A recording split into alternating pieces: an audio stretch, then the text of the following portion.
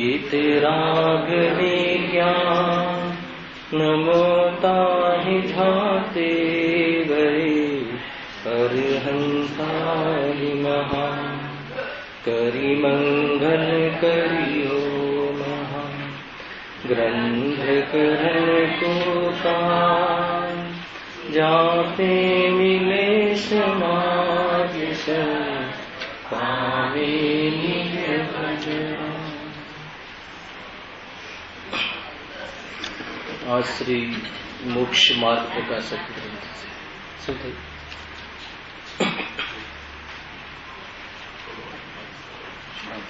तो मूल ग्रंथ से मोक्ष मार्ग प्रकाशक प्रथम अधिकार की चर्चा चाले से स्वभाव अर्थ पर्याय रूप केवल ज्ञान, अनंत ज्ञान, दिव्य ज्ञान, प्रामाणिक ज्ञान, ये केवल ज्ञान ज्ञान गुण पुण्य परिणमन અને આવો જ્ઞાન ગુણ એવા અનંત ગુણ અને આ પર્યાયનો સમૂહ રૂપ તે દ્રવ્ય, આ રીતે દ્રવ્યની ચર્ચા છે. શું કહ્યું? મતિ શ્રુત અવધિ મને પર્યાય સમ્યક જ્ઞાન હોવા પણ અલ્પ હોવાથી વિભાવ છે. स्वभाव अर्थ पर्याय, स्वभाव पर्याय, केवल ज्ञान पर्याय, पूर्ण पर्याय, ये स्वभाव अर्थ पर्याय से आश्रयभूत द्रव्यનો પરિચય કરાવવાના કાલે સ્વભાવ અર્થ પર્યાય પણ મન હોવાની અપેક્ષા એ વિભાવ છે. દરેક વસ્તુનું યથાર્થ જ્ઞાન કરવું હે ને. મૂળ દ્રવ્ય એમાં અનંત ગુણ જ્ઞાનાદિ, એનું અનંત પરિણમન, પર્યાયમાં અનંત આવી જવી, એવું જે સ્વરૂપ છે એ અર્યંતનું સ્વરૂપ છે. અર્યંતના સ્વરૂપની ચર્ચાના અંતર્ગત બે પીરિયડથી જે ખુલાસો કરવાનો હતો તેની ચર્ચા તો થઈ ચૂકી છે. હવે આગળ સ્વરૂપ જોશું. અહીંયા કહે છે ત્યાં અનંત જ્ઞાન વડે તો પોતપોતાના અનંત ગુણ પર્યાય સહિત સમસ્ત જીવાદી દ્રવ્યોને યુગપત વિશેષપણાએ કરી પ્રત્યક્ષ જાણે છે. એનો અર્થ ચાલે છે, લીટીનો અર્થ ચાલે છે. એમાં અનંત જ્ઞાનની ચર્ચા થઈ ચૂકી છે.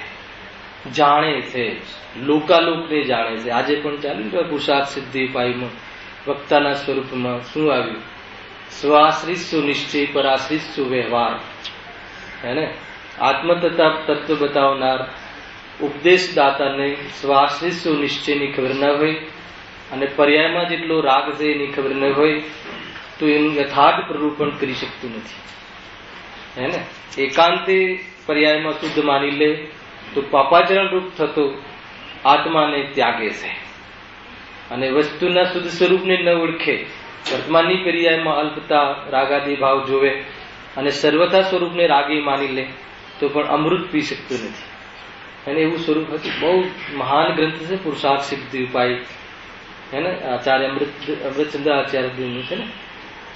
અને ટીકા તો પંડિતજીની જ છે, હે ને. એવી ચર્ચા અહીંયા પણ કહ્યું ને, લોકાલોકને જાણે છે. પરાશ્રિત શું વ્યવહાર, તો વસ્તુમાં કોઈ નિશ્ચય વ્યવહાર હોતો નથી. કોઈ પર્યાય નિશ્ચય દ્રવ્યની, કોઈ પર્યાય નિશ્ચય ને દ્રવ્યની, કોઈ પર્યાય વ્યવહાર, એમ નથી. જે પર્યાય જેની છે એને બતાવી એનું નામ નિશ્ચય, અને એ જ પર્યાયને અન્યથી બતાવું વ્યવહારી જનોને ખ્યાલમાં આવે એટલે એ વ્યવહાર, હે ને. તમારા બે હાથ, આપણે બે હાથ છે ને, કયો હાથ નિશ્ચયથી છે ને કયો હાથ વ્યવહારથી છે, હે ને. કોઈ નિશ્ચય વ્યવહાર છે જ નહીં વસ્તુમાં. જાણવાની પદ્ધતિ અને કથન પદ્ધતિ, એનું નામ નિશ્ચય વ્યવહાર છે. એટલે એ જ પર્યાયને આત્માની કહેવી કે જેની છે એની કહેવી, કેવલ જ્ઞાનની પર્યાય, હે ને. આત્મમયી છે, સર્વને જાણે છે. આત્મમયી રહીને સર્વને જાણે છે એ અપેક્ષા નિશ્ચય. અને એ પર્યાયને વ્યવહારીજનોને, અન્ય મતીના જીવોને કેવી રીતે બતાવું કે જ્ઞાન કેવું છે, તો કે સર્વને જાણે. એ જ પર્યાય સર્વને જાણવા વાળી છે. એ જ પર્યાયને બીજાની ઓરથી બતાવી, હે ને. એટલા માટે વ્યવહાર, તો એ રીતે નિશ્ચય વ્યવહાર છે. પરિચય કરાવવા માટેની આ ચર્ચા છે. વાસ્તવમાં તો જે છે ને છઠ્ઠી ગાથામાં બળવા યોગ્ય પદાર્થ, બળવા યોગ્ય પદાર્થ, સ્વયં પદાર્થ જે કોલસો છે, છાણા છે, એ બધા જે અળાયા છે, એ બધા તો સ્વયં બળવા યોગ્ય પદાર્થ છે. એ આકારે થતી અગ્નિ, અને અગ્નિ એ આકારે થાય છે એટલે અગ્નિને દહન કહેવાય છે. યદ્યપિ અગ્નિ આજ સુધી કોઈ પદાર્થને બાળતી નથી, ગજબની વાત છે. અને સ્વયં પદાર્થ બળે છે અને એ આકારે અગ્નિ થાય છે, તો એ આકાર ન થતી હોવાના કારણે અગ્નિને દહન કહેવાય છે. છતાં પણ દાહ્યકૃત અશુદ્ધતા તે પદાર્થોમાં પેસતી નથી. અને એ રીતે અહીંયા ઘેયાકાર, હે ને, ઘે એટલે પરદ્રવ્ય, એક સ્વઘે અને એક પરઘે, આત્મા સ્વઘે. ઘે એટલે જણાવવા યોગ્ય પદાર્થ, જે જ્ઞાનમાં ઝલકે, કયા પદાર્થો ઝલકે છે એને ઘે કહેવાય છે જ્ઞાનની ઓરથી. તો પર પદાર્થ ઝલકે છે એ પદાર્થ તો ઘે, અને ઘે સંબંધી જ્ઞાન એ જ્ઞેયાકાર, હે ને, એ જ્ઞેયાકાર જે છે એ જ્ઞાનનો આકાર છે. સમજ્યું? હે ને, પરદ્રવ્ય છે, જળદ્રવ્ય છે, તો જળદ્રવ્યના આકાર જે છે ને, આકાર કઈ જ્ઞાનમાં ઘૂસતા નથી. આત્મા તો અમૂર્તિક છે, ચેતન છે, એમાં મૂર્તિક પદાર્થના આકારો, માની લો કે આ પદાર્થનું આપણને જ્ઞાન થાય, તો અહીંયા જે આકાર છે એવો આકાર કઈ જ્ઞાનમાં બનતો નથી. આકાર એટલે તે સંબંધી જ્ઞાન, એને વિશેષ જ્ઞાન. અને એ વિશેષ જ્ઞાન કોનું છે? તો એનું સ્વામી તો જ્ઞાયક જ છે, પણ કોણ ઝલક્યું? તો એ અપેક્ષાએ બતાવવામાં આવ્યું કે આ ઘેનું જ્ઞાન છે. છતાં એ જ્ઞાન તે ઘેનું નથી, એટલે ઘેનો સ્વામી નથી, એના કારણે નથી. એ ઘેનો આકાર એ જ્ઞાન આકાર છે, એટલે અંતે તો એ જ્ઞાન જ છે. સ્વપર પ્રકાશક એવું સ્વ, એનું નામ જ્ઞાન છે. એવી ચર્ચા વિશેષ 2 પીરિયડમાં કરી. હે જુઓ, જાણવાથી રાગ થાય છે એમ પણ નથી, સમજજો.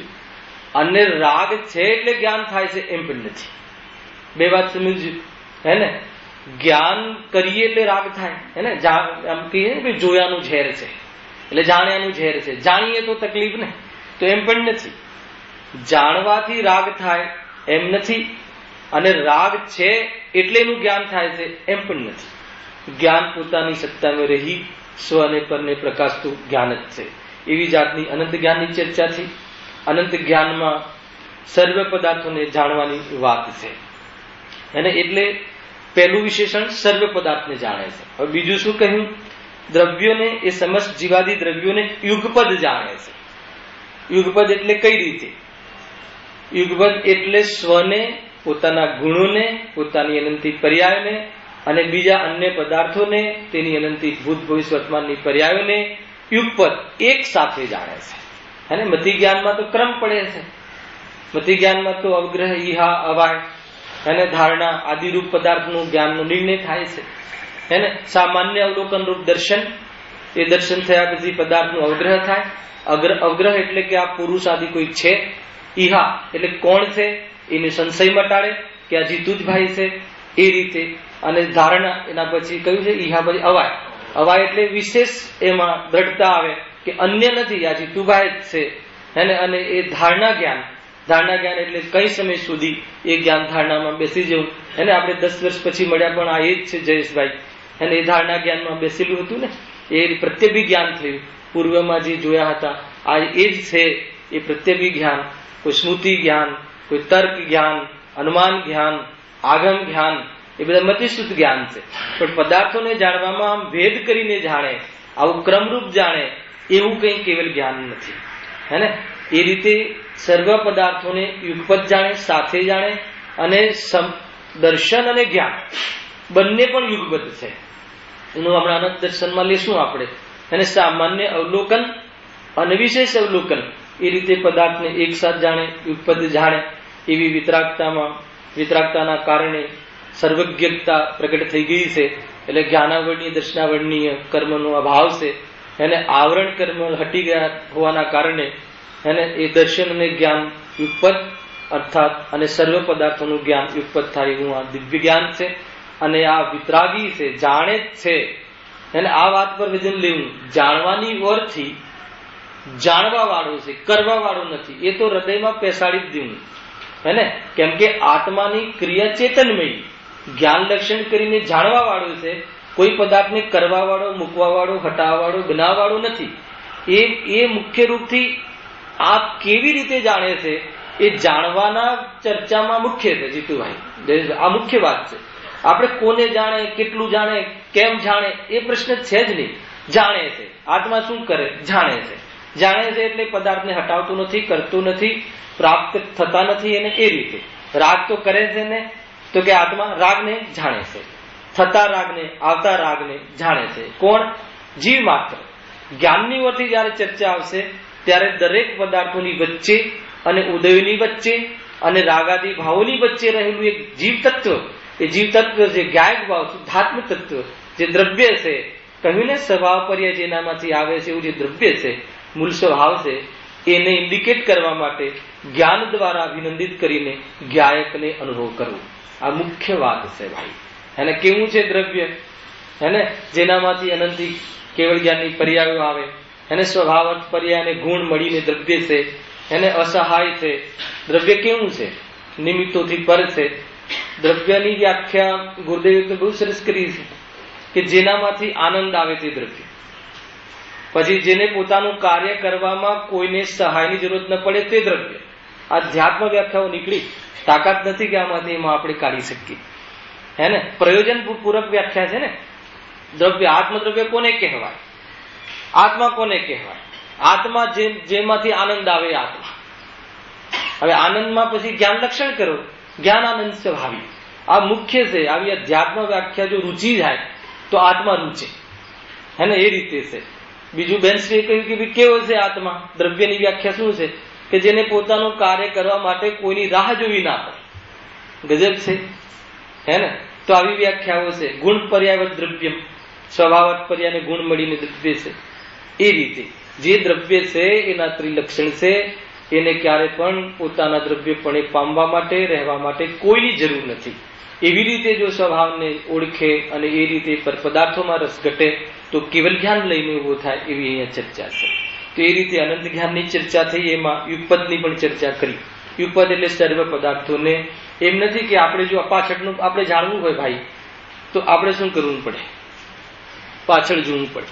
પાછળ જોવાના સમયે આ જ્ઞાન છૂટી જાય છે. હે ને? એક સમયમાં એક પદાર્થનું ઉપયોગરૂપ જ્ઞાન થાય છે. હે ને? બીજું ભલે લબ્ધરૂપ જ્ઞાન હોય, પરંતુ ઉપયોગરૂપ જ્ઞાન, ઉપયોગનો વેપાર બે પદાર્થોમાં ભલે ઝડપથી ફરવાના કારણે આપણને એમ લાગે કે સાથે જણાય છે, પરંતુ એમ થતું નથી. છદ્મસ્તનું જ્ઞાન, છદ્મસ્ત. હે ને? છદ્મ એટલે આવરણ. કોણ? કયું આવરણ? જ્ઞાનાવરણ, દર્શનાવરણ. છદ્મ અને સ્થ કે જેમાં સ્થ છે એમાં સ્થિત છે એવો ઉપયોગ. એને એક પદાર્થને જાણતા બીજા પદાર્થનું જ્ઞાનનું ઉપયોગ પણ છૂટે છે. એ વખતે પરનું જાણવું થતું નથી. એવું પણ વ્યાખ્યાન છે. એને કેમ કે એક સમયમાં ઉપયોગરૂપ એક પદાર્થને જાણે છે. તો એ રીતે એવા જે અલ્પ જ્ઞાનનો, એવા પરાધીન જ્ઞાનનો, એવા પરના નિમિત્તપણાના જ્ઞાનનો જે અભાવ થયો છે, એટલા માટે આવરણો હટ્યા છે. એટલે સર્વ પદાર્થોને યુગપદ, પદાર્થોને પાસે ગયા વગર, પદાર્થોને પાસે લાવ્યા વગર, જે દેહમાં આત્મા બિરાજમાન છે દેહને છોડ્યા વગર, પોતાના જ્ઞાન સ્વભાવને છોડ્યા વગર સર્વ પદાર્થોનું જ્ઞાન યુગપદ એક સમયમાં થાય છે. એને કેવલ જ્ઞાન કહે છે. તો એક અનંત જ્ઞાન યુગપદ છે. હવે વિશેષપણાએ આ શું છે? વિશેષપણું એટલે પૃથક પૃથક. સર્વ પદાર્થોને પૃથક પણ જાણે છે. પૃથક એટલે માન લો કે કોઈ પદાર્થ જાણે તો એના અણુને, એની વર્તમાન અને ભૂત ભવિષ્યની પર્યાયને, અને બીજા અણુને. આનેક અણુ છે ને આમાં. આ તો પર્યાય છે, આ પર્યાય છે, આ પર્યાય છે. આ જે દેખાય છે પર્યાય છે. તો આનું દ્રવ્ય ક્યાં છે? આ કઈ પર્યાય છે? પૂતગલની કઈ પર્યાય? સ્કંદ પર્યાય. સમાન જાતીય દ્રવ્ય પર્યાય. અનેક પરમાણુઓ મળીને આ પર્યાય થાય છે. અને આ કઈ પર્યાય છે? આત્મા અને શરીર. અસમાન જાતીય દ્રવ્ય પર્યાય. બે દ્રવ્ય મળીને જે રચના થાય છે. હે ને? જો આમાં એક તમને દૃષ્ટિકોણ બતાવો. જ્યાં પર્યાય છે એમ કહીએ તો શું યાદ આવવું જોઈએ? પલટાય છે. સમજો, બહુ મહત્વપૂર્ણ લાભ થશે કે પર્યાય છે, પલટે છે. ક્યારે પલટે છે? હર સમય પલટે છે. હર સમય પલટે છે એટલે બાળકમાંથી મતલબ જવાન, જવાનીમાંથી વૃદ્ધ, વૃદ્ધમાંથી પાછો આત્મા ત્યાંથી છૂટે. તો આ બધું પર્યાય છે. પર્યાય શું છે? સ્વભાવ છે. પર્યાયનો પલટવાનો સ્વભાવ છે. એમ ખ્યાલ આવતા આ ન પલટે, આ અન્ય રીતે પલટે, આ રીતે જ પલટવું જોઈએ, એ ભાવ મટી જાય છે. કેટલો સરસ ન્યાય છે જો. અને જ્યાં અસમાન જાતીય દ્રવ્ય પર્યાય છે. હવે કોઈ છોકરાના માધ્યમથી અર્થાત તો કોઈ છોકરાના મસ્તીના માધ્યમથી આના ટુકડા થઈ ગયા તો શું યાદ કરવાનું? પર્યાય છે. ટુકડા થયા એ શું થયું? પલટાવ્યું, હે ને? તો કોઈ કહે કે તો સ્વચ્છંદ થઈ જવાય. સ્વચ્છંદ નહીં થઈ જવાય, સ્વતંત્ર થઈ જવાય. અચ્છા, શું કરશો તમે એને? માન લો કે કોઈ છોકરાના નિમિત્તથી આનો ટુકડા થયા, તો આ જ જ્ઞાન કરીને તમે તમારા દ્વેષથી નિવૃત્ત થશો ને? અથવા આપણે એમ કહીને છોકરાએ તોડી નાખ્યો, હવે એને આમ કરીએ તેમ કરીએ, એને પનિશમેન્ટ આપીએ, તો તમને શું થશે? તમારો રાગ દ્વેષ વધ્યો, સંસાર વધ્યો, કર્મ વધ્યા. અને સ્વરૂપથી ખ્યાલ આવીએ કે પલટે છે, સમાન જાતિ દ્રવ્ય પર્યાય છે. અનંત તીર્થંકરોએ આ સમયમાં આના ટુકડારૂપ થવાની પર્યાયનું જ્ઞાન થયું હતું કે નહીં? તો પછી આને ન કરવું જોઈએ, આને ન પલટવું જોઈએ, ક્યાં વાત રહી? કેટલું સરસ! ત્યાં જ તમારો ત્યાંનો ત્યાં જ પલટો. તો કોઈ કહે કે આ તો વિકલ્પમાં છે. તો વિકલ્પાત્મક શ્રદ્ધાનમાં પણ વારંવાર આવું થાય તો બહારની પર્યાયો પ્રત્યે નિરસતા આવી જાય છે, ઉદાસીનતા આવી જાય છે, અને ઉપયોગ બહારમાં પ્રવૃત્તિથી રહિત થાય છે. ત્યારે કોઈક સમયમાં સામાયિક રૂપ કાલ આવવાની તૈયારી થાય છે. આ પ્રયોગ છે. અને દરેક જે એક આપણે શબ્દ સમજીશું ને એમાં તમને પ્રયોગ સમજવા મળશે. લાભ થાય ને કે ભાઈ આ બધી પર્યાયો છે, પલટે છે કહેતા જ એ સંબંધી ઉપયોગ ત્યાં આપણો છૂટી જાય છે, એવી વાત છે. તો એ રીતે તે પર્યાયોને, તેના દ્રવ્યોને વિશેષપણે જાણે છે, એટલે સર્વને જાણવાનું વિશેષપણે એનું જ્ઞાન છે. હવે આ મુખ્ય એક અંતિમ શબ્દાવલીનો પ્રત્યક્ષ જાણે છે. પ્રત્યક્ષ જાણે છે એનું શું અર્થ છે? હે ને? જે મતિ શ્રુત અવધિ મને પર્યાને કેવલ જ્ઞાન, સમ્યક જ્ઞાન અપેક્ષાએ 5 ભેદ, અને મતિ શ્રુત કુમતિ કુશ્રુત ને કુઅવધિની અપેક્ષાએ 8 ભેદ. મૂળ 5 ભેદ એમાંથી મિથ્યા શ્રદ્ધા હોય તો બાકીના 3 જ્ઞાન તો મિથ્યા છે. અને મન પર્યાય જ્ઞાન જેની હોય એને મિથ્યા શ્રદ્ધા હોય નહીં, હે ને? એટલે કોઈ એવું તર્ક કરે કે 3 ને તમે કુજ્ઞાન બી કરો છો તો મન પર્યાયને પણ કુમન પર્યાય જ્ઞાન કેમ ન કીધું? પણ મન પર્યાય જ્ઞાન કોને થાય છે? ભાવલિંગી સંતને થાય છે. અને જે ભાવલિંગી સંત હોય સમ્યક દૃષ્ટિ હોય છે એટલા માટે ત્યાં કુમન પર્યાય જ્ઞાન હોતું નથી. અવધિ જ્ઞાન તો કુઅવધિ પણ હોય છે, સુઅવધિ, ત્રણેય જ્ઞાન સુઅવધિ મતલબ સમ્યક પણ હોય છે અને મિથ્યા પણ હોય છે. એમાં પણ ભેદ છે. ભાવ પ્રત્યે એક અનેક પ્રકારથી એના ભેદ છે. એનું જયારે પ્રકરણ આવશે ત્યારે એની ચર્ચા કરીશું, હે ને? તો એ રીતે મતિ શ્રુત અવધિ એ જે 3 જ્ઞાન, અને ચોથું મન પર્યાય જ્ઞાન, એ જ્ઞાન કેવા છે? એમાં 5 પ્રમાણ જ્ઞાન છે. આ 5 પ્રમાણ છે, સમજો. પ્રમાણ કહીને એ એક વાત કહી દીધી કે ભાઈ ભલે મતિ શુદ્ધ પરોક્ષ હોવા છતાં પણ પ્રમાણ છે. કોઈ કહે પરોક્ષ છે તો પ્રમાણ કઈ રીતે છે, હે ને? તો આત્મ સિદ્ધાંત જેને થયું હોય ને સ્વસંવેદન રૂપ જ્ઞાન જે છે તો પ્રત્યક્ષ છે. જ્ઞાન સ્વસંવેદન રૂપ છે તો પ્રત્યક્ષ છે. અનુભવ પ્રત્યક્ષ છે પણ પ્રદેશ પ્રત્યક્ષ નથી. માની લો કે આ પદાર્થને આપણે જોઈએ છે આનંદભાઈ, આ તમે હાલ આંખેથી જોયું ને તો એ પ્રત્યક્ષ જોયું કે પરોક્ષ જોયું? અને કેવલી ભગવાન અહીંયા છે નહીં. સિમંદર ભગવાન ક્યાં બિરાજમાન છે? વિદેહ ક્ષેત્રમાં. એમને આ પદાર્થનું અત્યારે જ્ઞાન થાય છે, એ પરોક્ષ છે કે પ્રત્યક્ષ છે? ખ્યાલ આવ્યો કે નહીં? આપણે તો આંખથી આમ એકદમ આંખથી જ જોઈએ છે ને અત્યારે, હે ને? સાવ્યવહારિક પ્રત્યક્ષ કહ્યું છતાં એ પરોક્ષ છે. હા, અવલંબન છે. કેમ કે આંખના અવલંબનથી આ પદાર્થને જાણ્યું છે, અને એમને આત્માના પ્રદેશોથી જ્ઞાન થાય છે. એવું દિવ્ય જ્ઞાન છે. જ્ઞાન તો આત્માના પ્રદેશોથી થાય છે, પણ તે આત્માના પ્રદેશોથી થતું જ્ઞાન તે કોઈ ઇન્દ્રિયના અવલંબન લઈને પદાર્થને જાણે એ અપેક્ષાએ તે જ્ઞાનને પરોક્ષ કહેવાય છે. પરંતુ આ પરોક્ષ હોવા છતાં પણ આ હું નથી, હું તો એનાથી જુદો, અને આ જ્ઞાન તે જ જ્ઞાન એવું અનુભવન જો પ્રત્યક્ષ સંવેદન છે એમાં તો કોઈ જાતનું પરોક્ષપણું ઘટતું નથી. ખ્યાલ છે કે જે દુઃખ છે, દુઃખનું વેદન અપેક્ષાએ પ્રત્યક્ષ કહેવા છતાં પણ ગ્રંથોમાં આચાર્યને પરોક્ષ કહ્યું. જીતુભાઈ ગજર હમણાં વાંચવામાં આવ્યું મને શાસ્ત્રમાં, આચાર્ય કહે છે કે દુઃખ તો પરોક્ષ છે, કેમ કે એમાં પણ મનનું અવલંબન છે. ગજર ન્યાય કાઢે છે. અને અતિન્દ્રિય જે સુખ છે એ તો પ્રત્યક્ષ છે, એમાં તો આત્મા અવલંબન રૂપ હોય છે. આત્માના અવલંબનનો વિકલ્પ રૂપ પુરુષાર્થ નહીં, આત્માના અવલંબનનો વિકલ્પી નહીં એવો જે નિરાકુલ સુખ છે એ તો સ્વસંવેદન પ્રત્યક્ષ છે. પરંતુ જે દુઃખ છે આપણને મન દ્વારા ઘણા વિકલ્પો થાય છે, દુઃખ થાય છે, હે ને, પછી સુખાભાસ રૂપ સુખ થાય છે, બહારમાં અનુકૂળતા ભાષિત થાય, તો એ બધું મનના અવલંબિત હોવાના કારણે એ બધું પરોક્ષ છે. વાસ્તવમાં અતિન્દ્રિય જ્ઞાન, અતિન્દ્રિય સુખ છે એકમાત્ર પ્રત્યક્ષ છે. એ રીતે આ પ્રત્યક્ષ પણ ઘટ્યું છે. આમાં ઘણા પ્રમેય છે, એના તમે વિસ્તારથી પણ વાંચન કરી શકો છો. તત્વસૂત્ર આદિમાંના વિષય વિસ્તારથી છે. પણ પાંચો જ્ઞાન પ્રમાણ છે. એને પ્રમાણ જ્ઞાન કોને કહેવાય? પહેલા તો સમ્યક જ્ઞાન એટલે પ્રમાણ જ્ઞાન. અને સમ્યક જ્ઞાન એટલે જે વસ્તુ જેવી છે એવી સમજવી.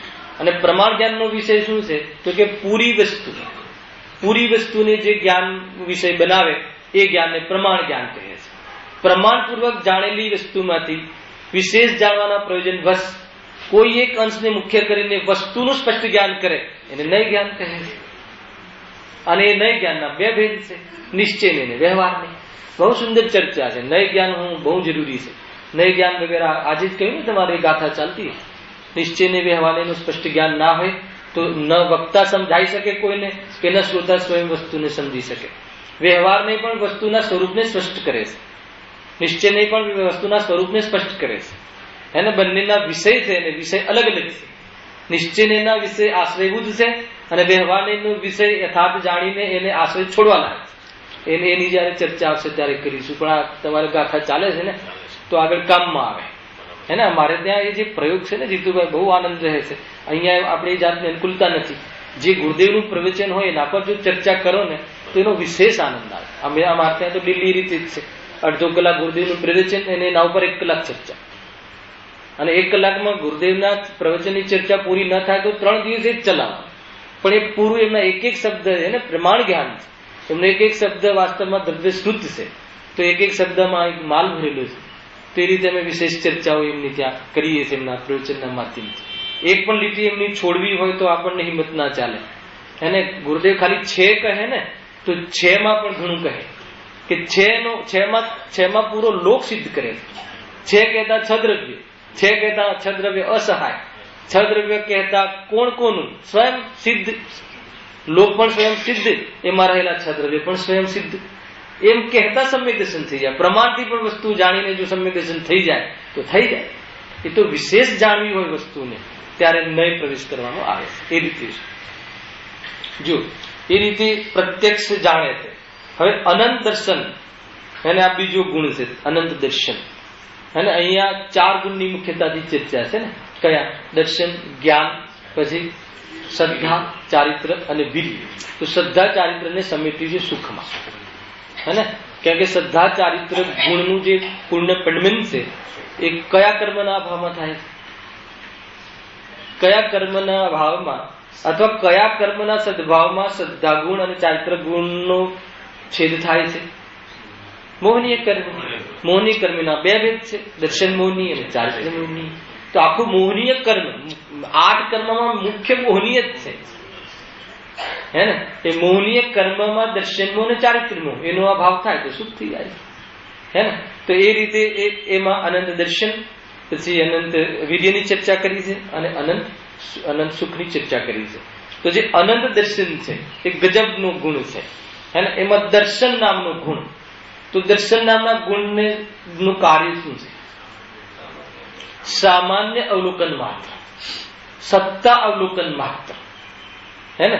સત્તા અવલોકન માત્ર અર્થાત તો એ સત્તા અવલોકન માત્ર એકમાત્ર આત્મમય પરિણામ છે. એક પદાર્થથી બીજા પદાર્થ તરફ જ્ઞાનનું જવું. પેલા દર્શન સમજો, પછી અનંત દર્શન, હે ને. આપણે અહીંયા માની લો કે અહીંયા હું તમને સમજાવી રહ્યો છું અને ત્યાં અવાજ આવ્યો તો અવાજ છે એ સંબંધી જ્ઞાન ન થાય એ પહેલા ઉપયોગનું ત્યાં જવું. એ જે ઉપયોગનું ત્યાં ઉત્સાહરૂપ પરિણમન છે એનું નામ છે સત્તા અવલોકન માત્ર. એમાં એ પદાર્થનું જ્ઞાન સુધી હજુ ઉપયોગ પહોંચ્યો નથી. પછી એ પદાર્થ અવાજ આવ્યો તો શું ચાલુ થઈ ગયું? મતિ જ્ઞાન. કયું? અવગ્રહ. અવગ્રહમાં પણ 2 પ્રકાર છે, વ્યંજન અવગ્રહ અને અર્થાવગ્રહ. વ્યંજન અવગ્રહ જે છે ને એ સ્પર્શન ઇન્દ્રિય से બંધી આદિ. કે વસ્તુ માન લો કે આપણને અહીંયા કોઈ અડતી હોય વસ્તુ, અહીંયા માન લો કે આ પાઠ મને અડી રહ્યો છે એ અડી રહ્યો છે એનું જ્ઞાન થાય છે મને, પરંતુ હાલ મારા મનના અવલંબન રૂપ નથી ત્યાં સુધી વ્યંજનાવગ્રહ, અને પછી મન ત્યાં ઉપયોગ લાગ્યો કે આ પાટ અડી રહ્યો છે તો અર્થાવગ્રહ, અથવા મારો ચક્ષુ સંબંધી ઉપયોગ ગયો ત્યાં જોયું કે આ શું અડી રહ્યું છે તો અર્થાવગ્રહ. વ્યંજનાવગ્રહ થઈને ઘણું જ્ઞાન છૂટી પણ જઈ શકે છે. સમજો આમાં અધ્યાત્મ સમજવું હોય, માન લો કે હું અહીંયા તમને આ વાત સમજાવું તો સમજાવવામાં કઈક સમજાવી રહ્યા છે હે ને, એ બાજુ ઉપયોગ ન જાય અને તમારો ઉપયોગ દુકાનમાં લાગ્યો હોય હાલ, અને અહીંયા કઈક સમજાવી રહ્યા છે એ સંબંધી વ્યંજન અવગ્રહ જ્ઞાન ચાલુ છે, સમજજો, અને દુકાનમાં ઉપયોગ રૂપ જ્ઞાન છે ત્યાં, તો આ વ્યંજન અવગ્રહ થઈને છૂટી પડી જાય. જેમ કે મુનિરાજની સગડી છે માથા પર, તો વ્યંજન અવગ્રહ સુધી હજુ એ સ્પર્શન ઇન્દ્રિય સંબંધી ઉપયોગ એમનો આત્માના ચિંતનમાં ચાલે છે, શુદ્ધ ઉપયોગ નથી માની લો, તો એ વ્યંજન અવગ્રહ છે. પણ પછી તરત એ સંબંધી ઉપયોગ ત્યાં લાગે કે સગડી છે, આ ગરમ છે, આ શરીર છે, તો એ પછી અર્થાવગ્રહ થઈ ગયું. એ રીતની આ પ્રોસેસ થાય છે જ્ઞાનોમાં. તો એ વ્યંજનાવગ્રહ અર્થાવગ્રહ ને એ રીતે ત્યાં જ્ઞાન થાય છે. તો એ પહેલા સત્તાવલોકન માત્ર, ગજબ છે આ સત્તાવલોકન માત્ર. માન લો કે ટીવીની જે સ્ક્રીન છે આપણી, તો સ્ક્રીન પર જે એક પાવર જતો રહે ને એક સામાન્ય ઝલકે છે ને, માન લો કે કેબલ છે બીજે ત્યાં પાવર જતો રહ્યો અને આપણે ત્યાં કેબલ મતલબ આપણે ત્યાં પાવર ગયું નથી, તો એક સામાન્ય જે સ્ક્રીન ઝલકે છે એ જ એક પ્રકારથી દર્શન સમજી લો. શું ઝલકે છે એ સંબંધી જ્ઞાનની પ્રવૃત્તિ નથી થઈ ત્યાં સુધીનું જે છે દર્શન ગુણ છે.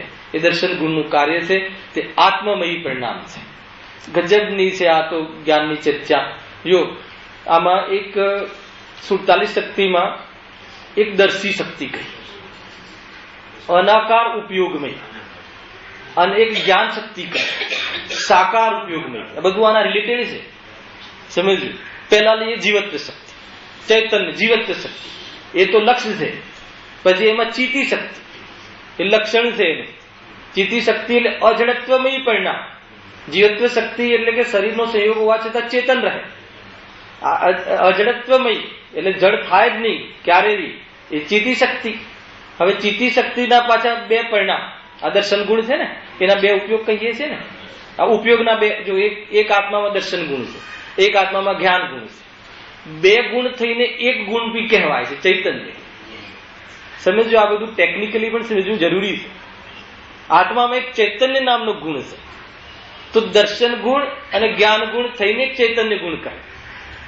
વાસ્તવમાં જો જોવામાં આવે તો બે ગુણ પૃથક છે, કેમ કે બંને ગુણના ઘાતમાં નિમિત્ત કર્મ પણ પૃથક છે, અને બંને ગુણની પૂર્ણ પર્યાય પ્રાપ્ત થાય છે એ પણ પૃથક છે. છતાં ચૈતન્યને વેપારની વર્થી લેવામાં આવે તો ચૈતન્યના વેપાર બે રીતે છે, એક દર્શન ઉપયોગ અને જ્ઞાન ઉપયોગ. ખ્યાલ આવે? એક દેખવું અને એક જાણવું. બોલો, કોઈ પદાર્થને આંખ દ્વારા દેખાય કે કાન દ્વારા પણ દેખાય?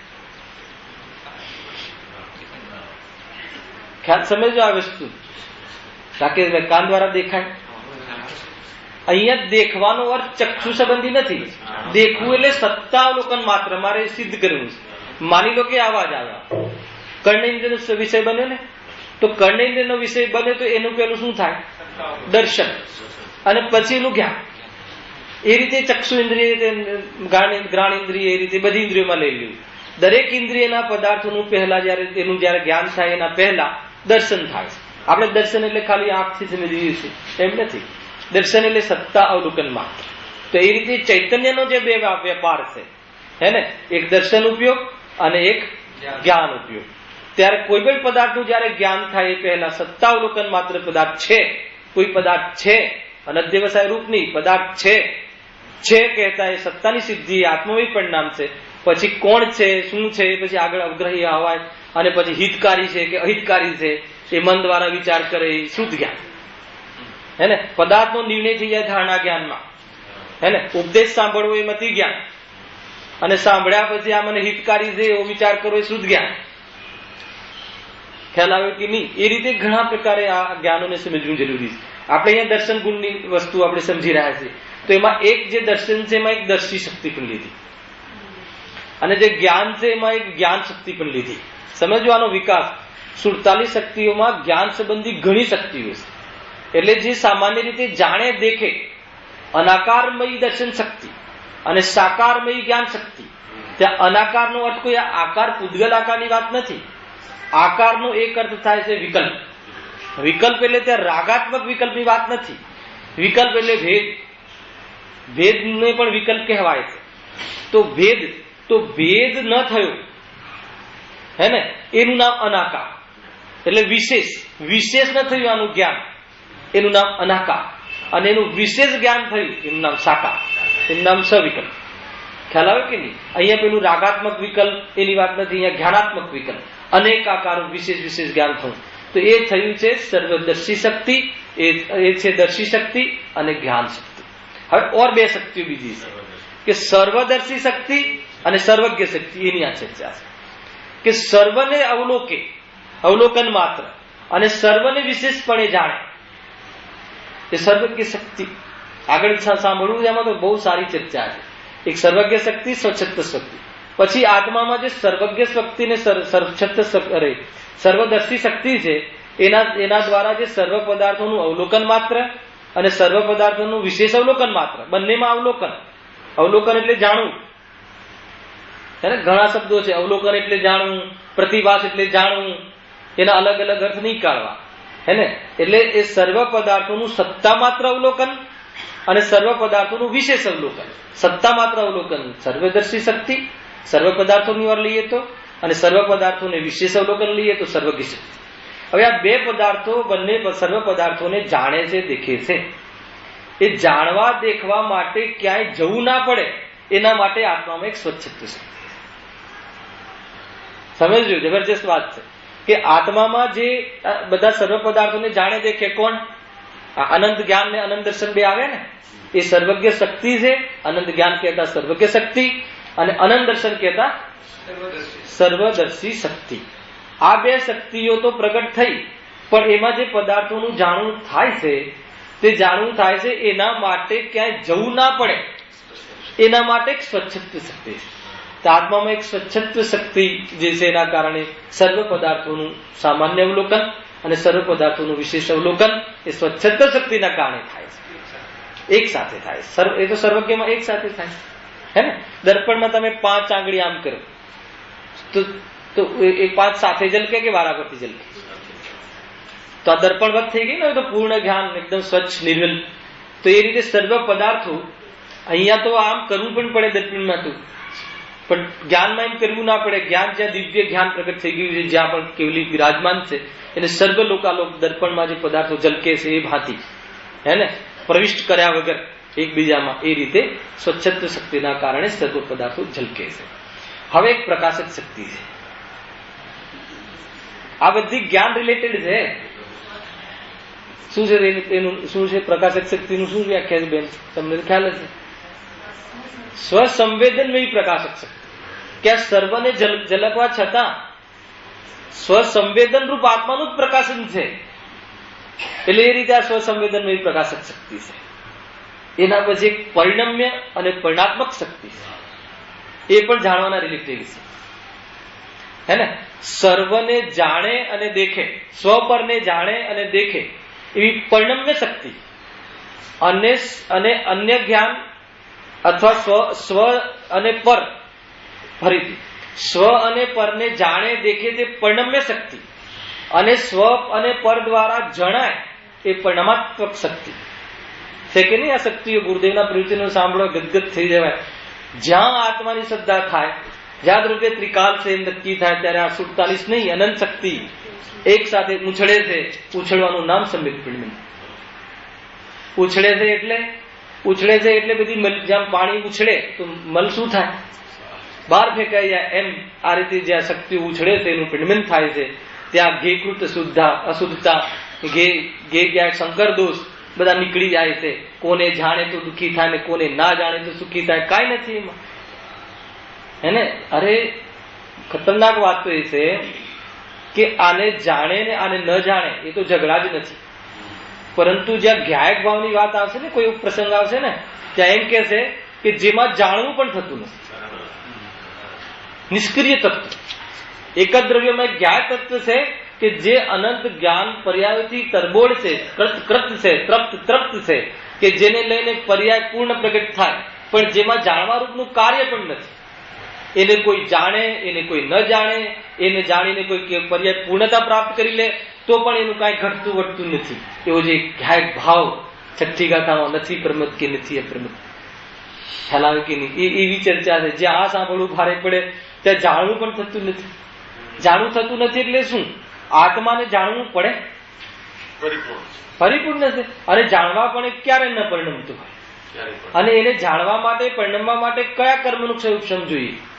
કોઈ કર્મ ક્ષય થાય ત્યારે હું જાણું, હે ને? એ તો મારે આ જાણવું છે, મારે આ જાણવું છે. જાણવાની જે જિજ્ઞાસા છે, જે લુપ્તતા છે, એ દોષ છે, હે ને? જાણવું કોઈ દોષ નથી. એ પ્રકારે આ અનંત જ્ઞાન, જો કેટલી શક્તિઓ પર, આ બધી શક્તિઓ જાણવાના રિલેટેડ છે.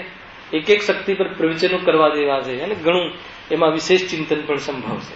જો હવે અનંત દર્શન વડે તેને સામાન્યપણે અવલોકે છે. કોને? પદાર્થને. હવે જો એમાં એક બીજી એમાં એક ઓર અપેક્ષા પણ છે, અથવા ઓર એક અપેક્ષાથી આપણે સમજવું જોઈએ કે સામાન્યનું જ્ઞાન, કોઈ પણ વસ્તુ સામાન્ય વિશેષાત્મક છે. પહેલા તો એ સમજો, કોઈ પણ વસ્તુ સામાન્ય એટલે કે ટકવાનો સ્વભાવ, ત્રિકાલ સ્વભાવ, અને વિશેષ એટલે નવું નવું પરિણમે. દ્રવ્ય માત્ર, દરેક દ્રવ્ય પોતાનો સામાન્ય સ્વભાવ છોડ્યા વગર હર સમયે નવું નવું પરિણમન થવું, એનું નામ દ્રવ્ય. હવે આમાં એક ઓર વાત છે કે સામાન્ય વિશેષાત્મક દ્રવ્ય હોવા છતાં સામાન્યથી વિશેષ નથી ને વિશેષથી સામાન્ય નથી. કોઈ સામાન્ય વિશેષાત્મક દ્રવ્યને ન માને તો અજ્ઞાની છે, અને કોઈ સામાન્ય વિશેષાત્મક દ્રવ્યને માનીને સામાન્યથી વિશેષ માનીને વિશેષથી સામાન્યને માને તો પણ અજ્ઞાની છે. બરાબર સમજજો. એટલે આમાં આનું બાયફર્કેશન કરીએ કે જ્ઞાન આદિ પર્યાય એ વિશેષ, અને જ્ઞાન ગુણ અથવા આનંદ ગુણાત્મક દ્રવ્ય જે ત્રિકાલ છે એ સામાન્ય. એ સામાન્ય અને વિશેષ થઈને દ્રવ્ય છે, છતાં વિશેષ સામાન્ય ને લઈને થાય, અને વિશેષ શુદ્ધ થયું એટલે સામાન્ય શુદ્ધ થયું એવું વસ્તુમાં પરાધીન પડ્યું નથી. ક્યાંય પણ વસ્તુમાં જો જે કોઈ આખું દ્રવ્ય હોય એમાં એક પરાધીનતા તમને ખ્યાલ આવે તો એ દ્રવ્ય સ્વાધીન ન રહે. પોતાની પર્યાયમાં સમ્યગેશન થવું, અર્થાત તો મિથ્યા દર્શન રહેવું, એ બધું સ્વતંત્ર સ્વાધીન છે. હા, ગજબ છે. એનો કોઈ એક અંશને તમે પરાધીન માનો કે નહીં, મને મિથ્યાત્વ, કોઈ કર્મ હટે ને મિથ્યાત્વ જાય, કોઈ તમે સમજાવો ને મારું મિથ્યાત્વ જાય, એના એક આમ તો સ્વભાવિક ભગવાન છું, પાછો એમ કહે કે હું તો સ્વભાવથી ભગવાન છું, પણ મારી પર્યાયમાં વિકૃતિ છે, એ જયારે આ ન સમજું તો કઈ રીતે જાય? સમજવું તો પડે ને. સમજવાનો ભાવ આવે. કેટલા સમયથી સમજીએ છીએ? અનંત કાલ થયો તો એના જવાના કાલમાં જ આ એટલું સ્વતંત્ર છે. તો દ્રવ્યનો કોઈ પણ અંશ, હે ને, કોઈ પણ અંશ પરાધીન નથી. આ તો દ્રવ્યનું સ્વરૂપ સામાન્ય. આપણે અહીંયા વિશે બીજું છે કે સામાન્ય વિશેષાત્મક એનું એક જે સામાન્ય પડખું એ થયું એ દ્રવ્યનું વિશેષ. તો એ સામાન્યના જ્ઞાનને, સામાન્યના અવલોકનને દર્શન કહેવાતું નથી. તમે આ વસ્તુ સમજજો. સામાન્ય એટલે જો એક પદાર્થમાં સામાન્ય શું છે? દ્રવ્ય ક્ષેત્ર કાલ ભાવ, હે ને? દ્રવ્ય ક્ષેત્ર કાલ ભાવમાં આપણે સમજીએ કે દ્રવ્ય અને પર્યાય અથવા સામાન્ય વિશેષ, પછી એક અને અનેક, ભેદ અને અભેદ, બીજું શું છે? નિત્ય અને અનિત્ય. તો જે નિત્ય, એક, અભેદ અને સામાન્ય, એ જે ક્વોલિટી છે એ તો થયું સામાન્ય પડખું. સમજજો. માન લો કે સામાન્ય વિશેષમાં એક સામાન્ય દ્રવ્ય કે છે, એનું સામાન્ય પણ શું છે? હાલ નહીં, છે. શું છે? તો ભેદ કરો, ગુણ પર્યાય, એનું વિશેષ. પછી ગુણ કેવા છે? એકરૂપ છે. એકરૂપ છે ને, અને એ એકરૂપ હોવા છતાં કેટલા છે? અનંત છે. તો અનંત છે અપેક્ષાએ વિશેષ, અને એકરૂપ છે અપેક્ષાએ સમાન અથવા અખંડ. હવે એ રીતે પ્રદેશ અસંખ્યાત છે, તો એ અસંખ્યાત પ્રદેશનો ભેદ કરીએ, હે ને, તો એ ભેદ થઈ ગયો. અને અસંખ્યાત પ્રદેશી, તો એ થઈ ગયો ને અભેદ, અખંડતા. સમજો, એ થયું અભેદ. હવે આમાં પણ એક ઓર વિષય છે કે અસંખ્યાત પ્રદેશ કહેતા ભેદ શું? અસંખ્યાત પ્રદેશ કહેતા જે શરીરમાં થાય જાય એ આકારે થઈ જાય છે પ્રદેશો. એ ભેદની વિવક્ષા છે, પરંતુ એ આકારે થવા છતાં અસંખ્યાત પ્રદેશી છે, પ્રદેશ છૂટો પડી જાય અને બીજે જતો રહે એમ નથી, એ અપેક્ષા અભેદ છે. પછી નિત્ય, જે નિત્ય છે, અનાદિ અનંત પ્રવાહરૂપ પદાર્થ તો નિત્ય છે, રહેવા વાળો છે, છતાં કોઈ કોઈ પર્યાય અનિત્ય છે. હાલ મનુષ્યમાં છીએ, પછી આ જ આત્મા સ્વર્ગમાં જશે, પછી આ જ આત્મા અન્ય જગ્યાએ જશે. એ સિવાય બી અહીંયા બાલક વૃદ્ધ આદિ અનેક અવસ્થાઓ થાય છે. બાલક થયું, પછી જવાન થયું, પછી વૃદ્ધ થયું, છતાં આત્મા એનું. તો એ રીતે નિત્ય અને અનિત્ય. તો જે આ નિત્યતા, જે આ એકરૂપ, જે આ અભેદતા, જે સામાન્યપણું, એ જે વિશેષતા છે દ્રવ્યમાં, એને શું કહેવાય છે? ચાર થઈને સામાન્ય, અને પેલું ચાર થઈને વિશેષ પણ. અને આને ઓરથી વસ્તુને જોવામાં આવે, સમજો, વસ્તુમાં ભેદ પણ છે ને અભેદ પણ છે, છતાં વસ્તુ ભેદરૂપે થઈ જતી નથી, અને અભેદના કારણે બધા એક થઈ જતા નથી. એવી ભેદાભેદાત્મક વસ્તુ. તે ભેદ છે નંબર 2 છે અને અભેદ છે નંબર 1 છે એમ નથી. વસ્તુને તમે સ્વરૂપ બરાબર સમજો નહીં તો આ ખ્યાલ નહીં આવે. વસ્તુમાં કોઈ મતલબ વ્યવહારનો જે વિષય છે એ 2 નંબર છે, અને નિશ્ચયનો જે વિષય છે 1 નંબર છે એમ નથી. બંને વસ્તુ પૂરી તાકાતથી, પૂરી સામર્થ્યથી, પૂરી મતલબ કે પ્રકારની હેસિયતથી વસ્તુમાં બંને વસ્તુ છે, પર્યાય અને દ્રવ્ય. કઈ વસ્તુ પર્યાયની એલર્જી ન થવી જોઈએ, એ પણ એક પ્રકારે એ પણ વસ્તુમાં પૂરી હેસિયતથી છે. પરંતુ રાગીને અસ્થિર પર્યાયનો આશ્રય લે, હે ને, રાગીને, તો એને રાગ વધે છે. એટલે એ સંબંધી લક્ષ કરવાનું ના કહ્યું છે કે રાગીને જે અસ્થિરતા છે કે ભાઈ હવે તો હું જવા વાળો છું, હવે મારી પર્યાય. કોઈ કેવલ જ્ઞાની અર્થાત તો કોઈ મુનિરાજ કહે કે તમારા બસ આ અંતિમ સમય છે, તો અંતિમ સમય છે સ્વરૂપ છે કે અસ્વરૂપ છે? અંતિમ સમય એટલે આ પર્યાયનો બસ હવે બીજી પર્યાય થશે. પરંતુ રાગ હોવાના કારણે નહીં પ્રભુ હજુ મારે સમ્યક દર્શન બાકી છે, 2 વર્ષ હજુ આપો, એમ થાય કે ન થાય? એમ થાય કે વેપાર બાકી છે એમ, હે ને? સમ્યક દર્શન બાકી છે તો વિકલ્પ એના આવે જેને હજુ જીવવાનો મોહ હોય. એને તો એમ લાગે મારે હજુ તો 2 છોકરાના લગ્ન બાકી છે, હજુ તો એક મકાન લેવાનું બાકી છે, એનું એગ્રીમેન્ટ બનાવવાનું બાકી છે, અને લેવાઈ ગઈ છે તો એમાં ફર્નિચર બાકી છે, પ્રભુ 2 વર્ષ હજુ વધારે આપો. તો રાગીને આ પ્રકારના પરિણામ થાય.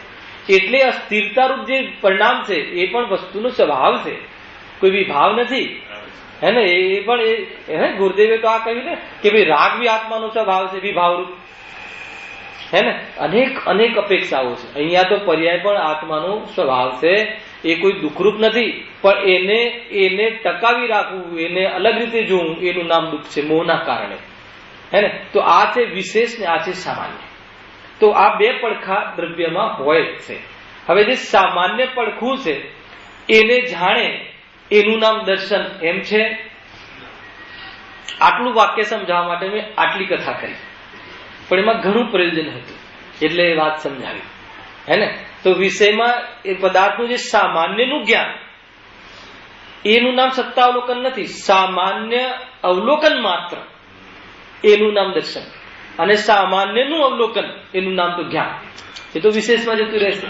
ખ્યાલમાં આવે છે કે નહીં? ફરી વાર, જો પદાર્થ છે એ પદાર્થમાં પહેલા તો મેં 2 પડખા ઘટિત કર્યા ને, કે એક સામાન્ય પડખું અને એ વિશેષ પડખું. એ 2 પડખા છે વિશેષ થયા. એ જ્ઞાનમાં વિશેષ થયું ને, કે આત્માનું આ સામાન્ય પડખું અને આત્માનું આ વિશેષ પડખું. કે આત્મામાં જ્ઞાન જ્ઞાન જ્ઞાન જ્ઞાન રહું એ સામાન્ય પડખું, અને આ મતિ જ્ઞાન, શુદ્ધ જ્ઞાન, આ જાણ્યું તે જાણ્યું વિશેષ પડખું.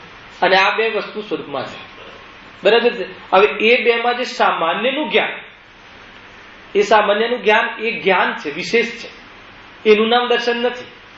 પણ વસ્તુનું અવલોકન માત્ર, આખી વસ્તુ કે આ સામાન્ય છે કે આ વિશેષ છે એમ ભેદ કર્યા વગર, અરે આ આત્મા છે એમ જ્ઞાન પહોંચ્યા વગર, જ્ઞાનનો જે આત્મા છે એવું મતિ થવાના પહેલા જ્ઞાનમાં ત્યાં ઉપયોગનો ત્યાં વેપાર જવો, સમજો, એનું નામ સત્તાવલોકન માત્ર. એમાં માત્ર આત્મમય પરિણામ છે, એમાં તે પદાર્થનું જ્ઞાન નથી થતું. સમજો, આ રીતનું જે પરિણામ છે એ જ્ઞાન છે, એને દર્શન ગુણનું કાર્ય કહેવાય છે. તમને એમ લાગશે કે આ દર્શન ગુણની જરૂર શું હતી, હે ને? અરે ભાઈ, તો સીધું આ રીતે છે. પણ આપણે અજ્ઞાની એટલે અલ્પ, જે અલ્પજ્ઞ છે. સમય થઈ ગયો હે ને? બે રીતે ઘડિયાળ જોવાય છે હે ને, કે જલ્દી પતી ગયું તો પુણ્યનો બંધ, ક્યાં સુધી ચાલશે તો પાપનો બંધ. હે ને, ઘણી વાર બહુ રસ આવતો હોય અને જલ્દી પતી જશે તો હજુ આ વાત ચાલવી જોઈએ તો એ પુણ્ય આશ્રય છે. શું વાત ચાલતી હે? દર્શનની. હા, સામાન્ય અવલોકન માત્ર, સત્તા અવલોકન માત્ર. તો સત્તા અવલોકન માત્ર એ વસ્તુનું સ્વરૂપ છે. કોઈ બી પદાર્થનું પહેલા સત્તાનો નિર્ણય થાય છે. હવે વાત એમ છે કે એ દર્શન કોનું કહેવું? પછી આ બધા ઘણા પેટા પ્રશ્ન છે કે માની લો કે આ પદાર્થનું જ્ઞાન મારું અહીંયા પહોંચે એ પહેલા તમે કહો છો કે આ પદાર્થનું જ્ઞાન નથી હોતું, અહીંયાથી અહીંયા ઉપયોગ ગયો તો ખાલી હોય. એ વખતે સામાન્ય આત્મામય પરિણામ છે એ સત્તાવલોકન માત્ર. તો ત્યાં આ છે એ તો મતી ચાલુ થઈ ગયું. તો એ વખતે એ જે જ્ઞાન દર્શન છે કોનું કહેવું? સ્વનું કહેવું કે પરનું કહેવું?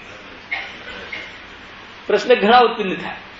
તો કહે કે એ જે દર્શન છે એને છે તો સ્વનું, પરંતુ આપ જેનું જ્ઞાન થાય એનું પણ કહેવામાં આવે છે. મતલબ આનું જ્ઞાન થયું તો આનું દર્શન થયું, તો આનું દર્શન જ્ઞાન. આને જાણ્યું દેખ્યું. હવે એમાં ધ્યાનમાં ઘુસાડવું હોય તો આને જાણ્યું દેખ્યું તો એ કોનું થયું? આનું થયું કે આત્માનું થયું? આત્માનું પહેલા થયું પછી થયું કે તે સમય થવાનું હતું એ થયું? તો તે સમય થવાનું હતું એ થયું. પહેલા શું થયું હતું? જ્ઞાન જ થયું હતું. હવે શું થયું? જ્ઞાન જ થયું હતું. પછી શું થશે? જ્ઞાન જ થયું હતું. તો જ્ઞાન કોની સાથે સંબંધ છે? પડી ગયું ને? છૂટું આ ભેદ છે. ટેકનિકલી પણ જાણવામાં આવે તો ક્યાંય પણ તમે બધાની વચ્ચે રહેલા જ્ઞાનને જુદું જોઈ શકો છો. તો એનાથી વિતરાગી થવાય છે, એનાથી રાગ ઘટે છે, અને રાગ ઘટે અથવા અભાવ થાય તો સુખ પ્રાપ્ત થાય છે. બસ આટલો જ મોક્ષ માર્ગ છે. એને ક્યાંય જવાનું આમાં શાસ્ત્ર સમજવા તો આવવાનું નહીં, ક્યાંય જવાનું નહીં. આ સમજીને પણ ત્યાં જવાનું. દર્શન ગુણનું દર્શન ગુણની જરૂરિયાત એ છે ને કે આત્મામાં એવી અવલોકન શક્તિ છે. હે ને, માની લો કે ઘણી વાર એવું છે ને કે સાકર મીઠી છે, કેમ તીખી હોત તો હે સ્વભાવ છે ને, તો સ્વભાવમાં પ્રશ્ન બી નથી થતા ને કે મીઠી છે.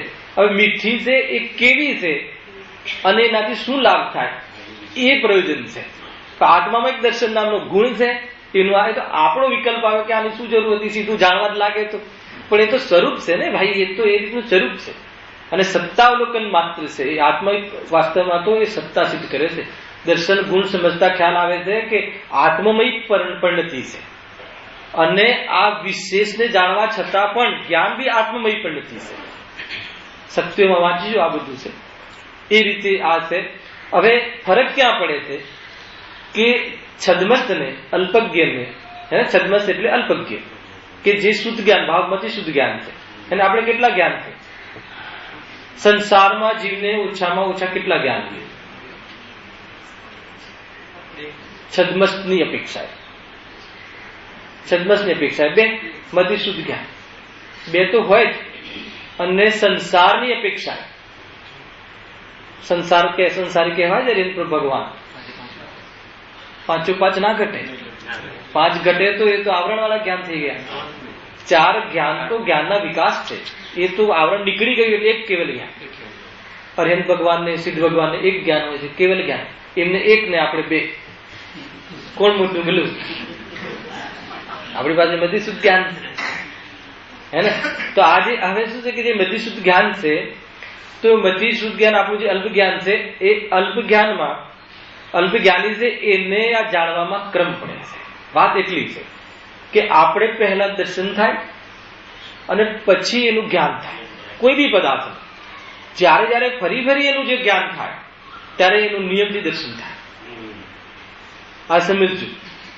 તો એમાં એક પેટા પ્રશ્ન ઓર ઉત્પન્ન થાય છે કે આવું કેમ? કેમ કે આપણે આવરણ છે. જયારે આવરણ છે એટલે જ્ઞાનમાં ક્રમ પડે છે, અને એ જ્ઞાનમાં ક્રમ પડે છે અને એટલે પરોક્ષ પણ છે. સમજજો. હવે હવે એક પ્રશ્ન એ થાય કે જયારે આપણે જાણીએ છીએ, જયારે આ પદાર્થને જાણવા લાગ્યા ત્યારે દર્શન ગુણ શું કરતો હોય? એવો કયો સમય છે કે કોઈ ગુણનું પરિણમન ના થતું હોય? એવો કયો સમય છે? એવો એક પણ સમય નથી કે જયારે કોઈનું પરિણમન ના થતું હોય. તો જયારે આમાં વિશેષ જ્ઞાન કરતો હોય ત્યારે દર્શન ગુણ કોનું સામાન્ય અવલોકન કરતું હોય? ખ્યાલ આવે કે નહીં? કે એ આ ટેકનિકલ છે આ બધું, અને એની સાથે વસ્તુનું સ્વરૂપ સમજવું જરૂરી છે. જે આપણે છીએ અને આપણે કેવા છીએ અને આપણા જ્ઞાન ગુણ દર્શન ગુણ કેવા છે એ સમજવું બહુ જરૂરી છે. એટલે એ વખતે પણ તે જે પદાર્થનું જ્ઞાન થતું હોય તે પદાર્થનું દર્શન ચાલુ હોય છે. સામાન્ય અવલોકન ને વિશેષ અવલોકન ને સામાન્ય અવલોકન ને વિશેષ અવલોકન. પણ અહીંયા જે કેવલ જ્ઞાનની વાત છે, અહીંયા તો અનંત દર્શનની વાત છે. એમાં સર્વ જ્ઞાનાવરણીય દર્શનાવરણીય કર્મનું ક્ષય થઈ ગયો હોવાના કારણે સામાન્ય અવલોકન અને વિશેષ અવલોકન સાથે થાય છે, યુગપત થાય છે. સમજ્યું? એક બીજો પણ વિષય આવે છે જીતુભાઈ, કે આપણે આ જ્ઞાન છે, આ પદાર્થનું જ્ઞાન આપણને પણ ઉત્પન્ન તો સાથે જ થાય છે, પરંતુ આપણા ઉપયોગમાં ક્રમ પડે છે. માનો કે એક દર્પણ છે, દર્પણમાં 5 આગળી કરી, તો દર્પણમાં તો 5 સાથે ઝલકે છે, પણ તમારા ઉપયોગમાં ક્રમ પડે છે. એટલે વસ્તુ સ્વરૂપની અર્થે જોવામાં આવે તો જ્ઞાન તો યુગપદ જ છે, પરંતુ પર્યાયમાં આવરણ હોવાના કારણે ક્રમ પડે છે. એટલે આ રીતના આમાં ઘણી જાતિના એમાં એક પ્રકારથી આ લક્ષણ છે એ જાણવા બહુ જરૂરી છે. આ રીતે આત્મામાં એક અનંત દર્શન વડે તેને સામાન્યપણે અવલોકે છે, અને એ સામાન્ય અવલોકન થયું. અને હવે અનંત વીર્ય, આમાં કોઈને પ્રશ્ન હોય તો કરજો. હે ને, પ્રશ્ન હંમેશા કરવો, ખ્યાલ ના હોય તો પણ જેટલો ઓછો ખ્યાલ આવતો હોય તો ફરીથી કરવો. હે ને, એ રીતે છે. અને એક કાલે પ્રશ્ન થયો હતો પેલા લાસ્ટ પીરિયડમાં, નથી આવી, એને એક પ્રશ્ન કર્યો હતો. હવે 5 મિનિટ બાકી છે તો એ પ્રશ્ન લઈ લો. બહુ ખતરનાક પ્રશ્ન કર્યો. ખ્યાલ છે ડોક્ટર? અહીંયાથી પ્રવચન થયું, એમાં એક તમે હતા નહીં, કદાચ બેઠકમાં ગયા છો, તો એક અહીંયા વાત આવી કે આપણા ઘરે રેડ પડે, રેડ. હે ને, આપણે ત્યાં કોઈ ઓફિસર આવી જાય તો કાચી ચીઠીઓ પકડાઈ જાય તો આપણે જ્ઞાનનો ત્યાં આપણે વિરોધ કરીએ છીએ કે ન જાણે. સંવિધાન પણ કહે છે, જે સંવિધાન છે, સરકાર છે, સરકારે પણ એને જાણવા માટે મોકલ્યું છે. એટલે એ અપેક્ષા પણ એની નીતિ રૂપ એની પદ્ધતિ છે. બીજું એનો સ્વભાવ છે જાણવાનો, પણ આપણો મોહ એવો છે કે આ ન જાણે. તો એ આપણે સ્વભાવનું શું કર્યું? અનાદર કર્યું. બરાબર છે ને? તો એમને મને તેથી બહાર જઈને ગાડી પાસે પ્રશ્ન પૂછ્યો કે તમે કેટલો ઇન્કમ ટેક્સ ભરો છો? સીધો પ્રશ્ન કર્યો. અને કુદરતી દિવસે મારા સીએ પણ સાંભળવા આવેલા હતા. મેં કીધું આમને પૂછી લો. એને એનો જવાબ હું અહીંયા ગાદીથી આવ્યો. કીધું કે એ પહેલા આપણે ગુરુદેવને આવો પ્રશ્ન કરવામાં આવ્યો હતો. ગુરુદેવને સભામાં પ્રશ્ન કરે. ગુરુદેવને તો ઘણા પ્રશ્નો સામે પથ્થર પણ પડ્યા ને ઘણું, મતલબ કે જીવની કાંઈ અલગ જાતિની વિરલતા રહી, ક્યાંય ડગે નહીં ને ક્યારે પણ ભગવાનથી ઓછો કોઈને જોવે નહીં. જે પણ કોઈને જે પણ કાંઈ કહે તો ત્યાં એમને પૂછ્યું કોઈ ભાઈએ વચ્ચે કે તમે આટલું બધું સમજો છો, સ્વ પર પ્રકાશક, શરીર જુદું છે, આત્મા જુદું છે, તો મુનિ કેમ બનતા નથી? સમજ્યો? તો આગળ આગેવાન બધા બેસે ને, બીજા મોટા વિદ્વાનો, એ ભાઈને બેસાડવાનો પ્રયાસ કરતા હતા. બેસો બેસો. તો ગુરુદેવ કે એને પૂછવા દો. તો એને પૂછવા દો. તો એનો જવાબ આપ્યો ગુરુદેવે, જબરજસ્ત જવાબ આપ્યો કે એક તો તારો ઘણો ઉપકાર કે તે મારી કમજોરીને યાદ કરાવે. સમજ કે વાત તો સાચી છે. હજી સુધી મારો મુનિનો પુરુષાર્થ નથી પડતો. એને જ્ઞાનીનું આવું સ્વરૂપ હોય. અને એ પહેલા એ સ્વીકાર કરાવ્યો અને પછી એમને તાત્વિક સમજાવ્યું. હે ને, તાત્વિક એ સમજાવ્યું કે સિમંદર ભગવાનનું જે આવ્યું છે અત્યારે 1 કોટી પૂરું આવ્યું છે ને, છતાં કેમ સિદ્ધ રસ્તા પહેલા લાવતા નથી? ચક્રવર્તી છે, ભરત ચક્રવર્તી તત્વ મોક્ષગામી છે, છતાં તમે ત્યાં કેમ પ્રશ્ન કર્યો નહીં કે આટલું મતલબ મોક્ષ જવા વાળો છે, લડવા જવાની શું જરૂર હતી? પર્યાયનો ક્રમનો ભેદ તમને ત્યાં કેમ નથી દેખાતો? ઇતિહાસ ગવાહ છે 83 વર્ષ પૂર્વ. 83 વર્ષ પૂર્વ એટલે ખ્યાલ આવે છે? એક પૂર્વમાં 84 લાખ વર્ષ, હે ને? એક પૂર્વાંગમાં 84 લાખ વર્ષ. 84 લાખ વર્ષને 84 લાખ વાર ગુણા કરીએ એટલે પૂર્વ, એક પૂર્વ થાય. અને એવા પૂર્વ કેટલા? 84, એટલે 84 લાખ વાર એવા પૂર્વ કરીએ ત્યારે આદિનાથ ભગવાનની આયુ. એમાં 83 લાખ પૂર્વ સુધી તો ઘરમાં રહે છે, દીક્ષા પણ લેતા નથી, તદ્ભવ મોક્ષગામી છે. તો તમને ત્યાં પર્યાયનો ક્રમ કેમ ખ્યાલમાં આવતો? ખ્યાલ આવે પછી એમને ટેકનિકલી પણ સમજાવ્યું.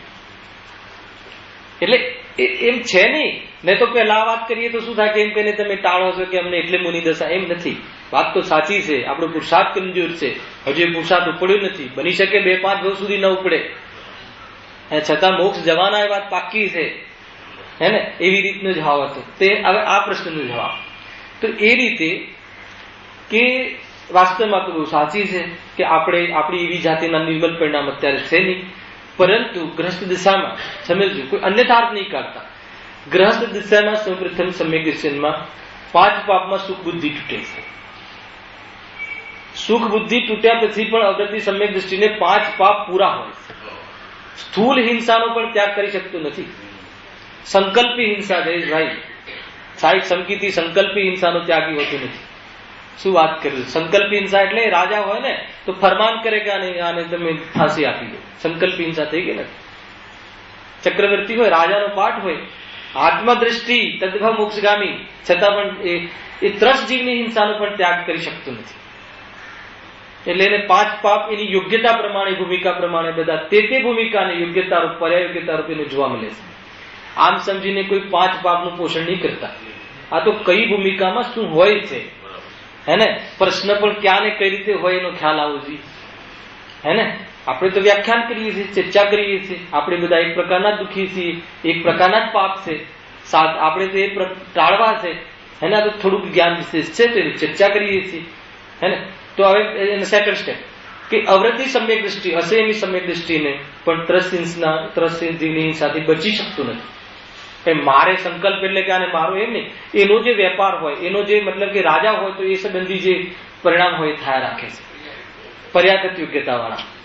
હવે માન લો કે એ શ્રાવક બને છે. શ્રાવક પણ 11 પ્રતિમા સુધી, ક્ષુલ્લક એલક સુધી, સમજ? તો એમાં પણ પાપોનો સર્વદેશ ત્યાગ થતો નથી, એક દેશ ત્યાગ થાય છે. એમાં સૂક્ષ્મ હિંસા, સૂક્ષ્મ જૂઠ, સૂક્ષ્મ ચોરીનો તો ત્યાગ થાય છે. સૂક્ષ્મ ચોરીનો પણ, સ્થૂલ ચોરીનો, સ્થૂલ ચોરી, સ્થૂલ હિંસાનો ત્યાગ થાય છે, પણ સૂક્ષ્મ ચોરી આદિનો ત્યાગ સંભવ નથી. પરંતુ એને ઉપાદેય માનતા નથી, એનાથી ચતુરાઈ માનતા નથી કે મેં જો કેવો છેતર્યો. એને હર સમય ખેદ રહે છે કે આ કરવા યોગ્ય નથી, સમજજો? એટલે તો એમાંથી છૂટે છે. પણ સંભવ નથી. વેપાર કરે, ગ્રસ્ત દિશામાં રહે અને 5 પાપથી રહિત હોય એ માને તો એ મિથ્યા દૃષ્ટિ છે. કોઈ એમ નીતિથી કરે ધંધો તો પણ, નીતિથી કરે તો પણ એ ધંધામાં જેટલું પોષણ છે એટલી હિંસા, જૂઠ, ચોરી, કુશીલ તો હોય જ. સંભવ નથી. એટલે તો કહ્યું કે ગ્રસ્ત દશા જીવવા જેવી નથી. સાહિક સંકિતિ હોય એને પણ ગ્રસ્ત દશા જીવવા જેવી નથી. કારણ કે ગ્રસ્ત દિશામાં એવો રાગ આવ્યા વગર રહેતો નથી. સ્વયં તો ચોરી ન કરે, પણ દીકરાએ ચોરી કરી હોય તો દીકરાના રાગના કારણે એને છોડાવી જવાનો ભાવ આવે તો ચોરી કર્યા પ્રમાણે એનો દોષ લાગે છે. હવે આપણે ચોરી તો એવી સીધી ચોરી તો કરીએ નહીં, એવા કામ કરીએ નહીં. પણ આપણો દીકરો ચોરી કરીને આવ્યો હોય, જેલમાં પુરાઈ ગયો હોય, તો હવે દીકરાનો રાગ તો છે ને, તો એટલે એને છોડાવવા જશું તો ચોરી કરી. હવે ત્યાં કેવી રીતે છોડાવીએ છીએ પછીની વાત, ખ્યાલ આવ્યો કે નહીં? તો એ બધી જે છે એ દોષ છે. તો દોષ વગર જીવન સંભવ નથી. અને હવે જો ક્ષુલ્લક એલક આરિકા એને ઉપયોગ રૂપ તો કોઈ પાપ છે ને? હવે આરિકા માતા ક્ષુલ્લક એલક ને કયા પાપ દેખાય છે? છતાં પણ એવી જાતિની કસાયનો અભાવ નથી. કસાય શક્તિની હજુ ગઈ નથી, ચોકડી ગઈ નથી. એટલા માટે ત્યાં પણ એ પાપ છે. તો એ રીતે એ પ્રમાણે સંભવ નથી. કોઈ એમ કહે કે હું પાપ વગર ધંધો કરું છું તો એ મૂર્ખ છે.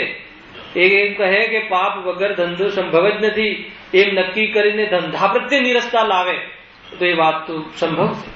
પરંતુ કોઈ એમ કહે, ઘણા લોકો કહે છે ને અમે બધું 1 નંબરનું કરી દીધું. મારા એક મિત્ર હતા, ટાઈમ તો થઈ ગયો છે, 2 મિનિટ. અમારા એક મિત્ર હતા, મને કે બધું 1 નંબરનું કરી દીધું છે. પછી મેં પૂછ્યું કઈ રીતે 1 નંબરનું કર્યું છે? એટલે કે બધું જ બિલથી કામ કર્યું છે. સારી વાત છે. પછી મેં કીધું બધું જ બિલથી કરી નાખ્યું છે, શું કામ કર્યું છે? સમજજો, ટેક્સ પૂરો ભર્યો છે કે નહીં? ટેક્સ ભરવા માટે તો એડજસ્ટમેન્ટ કરીએ છીએ, હે ને? પછી થોડા ખર્ચાના બિલ ને, થોડા આ બિલ ને, બધા વેપારી છે, એ બધાને ખબર છે, હે ને? એટલે તો પછી 1 નંબર એમ કહે છે કે 1 નંબરનું એટલે કર્યું છે કે કોઈ ઓફિસર આપણે ત્યાં ના આવે તો બધું રેકોર્ડ મળે, પણ અંદરમાં કેવી રીતે એડજસ્ટમેન્ટ છે બધું કરીએ છીએ. ખ્યાલ આવે કે નહીં? એટલે એવું દમ નથી, એમાં કાંઈ નથી અને સંભવ નથી, હે ને? પણ કઈ કોટીનું ખોટું, કેવી જાતિનું ખોટું, કેટલી હદનું ખોટું, કેટલી આસક્તિથી ખોટું, અને એ પ્રમાણેના ભેદ તો જરૂર પડે છે જ્ઞાનીઓને અજ્ઞાનીઓને, હે ને? એ રીતે આર્થ ધ્યાનના અંતર ભલે પડતા હોય છતાં પણ સંપૂર્ણ પ્રકારથી અભાવ જ્ઞાની પણ થતો હોય એમ છે નહીં. એ પ્રકારે વાસ્તવમાં ખરેખર જોવા જઈએ તો જેટલા દોષ છે તો દોષ છે જ, પરંતુ ક્યાં કઈ ભૂમિકામાં એનો ત્યાગ થાય છે એ પ્રમાણે પર્યાય અર્થાત ગુણસ્થાનું અથાગ સ્વરૂપ સમજતા પ્રશ્ન ન રહે.